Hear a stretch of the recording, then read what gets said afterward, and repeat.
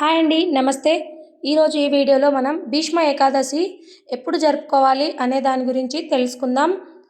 ఈ నెల 8వ తేదీన భీష్మ ఏకాదశి పర్వదినాన్ని దేశవ్యాప్తంగా అంగరంగ వైభవంగా జరుపుకుంటారు. ఈ రోజున భీష్మ పితామహుడు తన దేహాన్ని విడిచిపెట్టి స్వర్గానికి తరలి వెళ్ళిన శుభ సందర్భం కావడం విశేషం. భీష్మ ఏకాదశి పర్వదినాన శ్రీ మహావిష్ణువు, లక్ష్మీదేవికి ప్రత్యేక పూజలు చేయడం అనేది సాంప్రదాయం.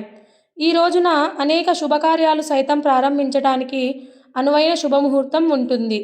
అయితే భీష్మ ఏకాదశి పర్వదినం ఎప్పుడు జరుపుకోవాలి అనే దానిపైన ప్రస్తుతం సందేహం నెలకొని ఉంది. ఫిబ్రవరి 7న జరుపుకోవాలా లేక 8న జరుపుకోవాలా అని తర్జన పడుతున్నారు. దీనిపై పండితులు ఏం చెబుతున్నారో తెలుసుకుందాం.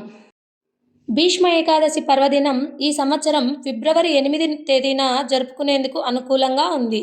పంచాంగం ప్రకారం చూసినట్లయితే భీష్మ ఏకాదశి పర్వదినం మాఘశుద్ధ ఏకాదశి నాడు జరుపుకుంటారు.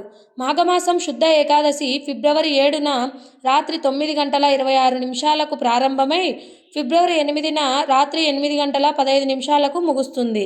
అయితే ఫిబ్రవరి 8వ తేదీ సూర్యోదయం నాటికి ఏకాదశి ఉన్న కారణంగా భీష్మ ఏకాదశి ఫిబ్రవరి 8న జరుపుకోవడం శ్రేయస్కరమని పండితులు చెబుతున్నారు. ఈ రోజున ఉపవాసం పాటిస్తారు. అలాగే శ్రీ మహావిష్ణువును, లక్ష్మీదేవిని పూజిస్తారు. జీవితంలోని పాపాలను వదిలించుకోవడానికి ఏకాదశి ఉపవాసం చాలా పవిత్రమైనదిగా పరిగణిస్తారు. భీష్మ ఏకాదశి రోజు దాన ధర్మాలు చేయడం, అన్నదానం చేయడం, వస్త్రదానం చేయడం ద్వారా పుణ్యగతులు పొందే అవకాశం ఉంటుందని పండితులు చెబుతున్నారు.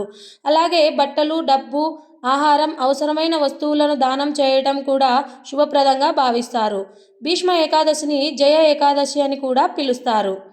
ఇలాంటి మరిన్ని వీడియోస్ కోసం మన ఛానల్ని సబ్స్క్రైబ్ చేసుకోండి. వీడియో నచ్చితే లైక్ చేయండి, షేర్ చేయండి. ఓం నమో వెంకటేశాయ.